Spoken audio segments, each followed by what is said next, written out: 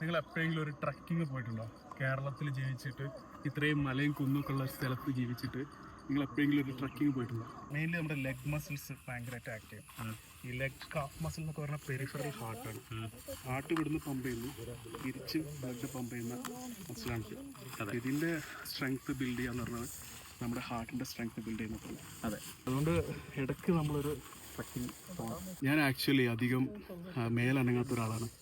കുറേ കാലത്തിന് ശേഷമാണ് ഞാൻ ഇപ്പോൾ ട്രക്കിങ് ചെയ്യുന്നത്. എൻ്റെ ഒരു അഭിപ്രായത്തിൽ ഒരു 35-40 വയസ്സുള്ള ആൾക്കാരൊക്കെ ഒരിക്കലെങ്കിലും ഒരു ട്രക്കിംഗ് പോകണം.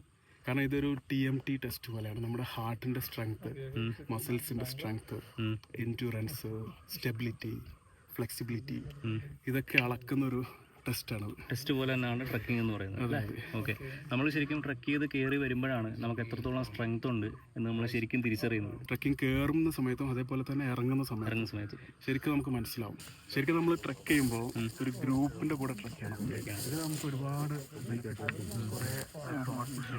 ശ്രദ്ധിക്കേണ്ട കാര്യങ്ങൾ എന്ന് പറഞ്ഞാൽ നമ്മൾ കാട്ടിലോട്ട് പോകുമ്പോൾ നമ്മൾ മൃഗങ്ങൾ വസിക്കുന്ന ഇടത്തേക്കാണ് എൻ്റർ ചെയ്യുന്നത്.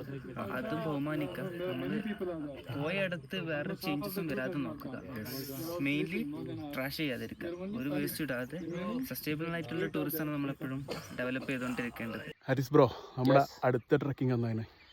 പീക്ക് ടെയിൽ ട്രിപ്സ് എപ്പോൾ വേണമെങ്കിലും കസ്റ്റമൈസ്ഡ് ട്രക്കിംഗ് ഓർഗനൈസ് ചെയ്യാറുണ്ട്.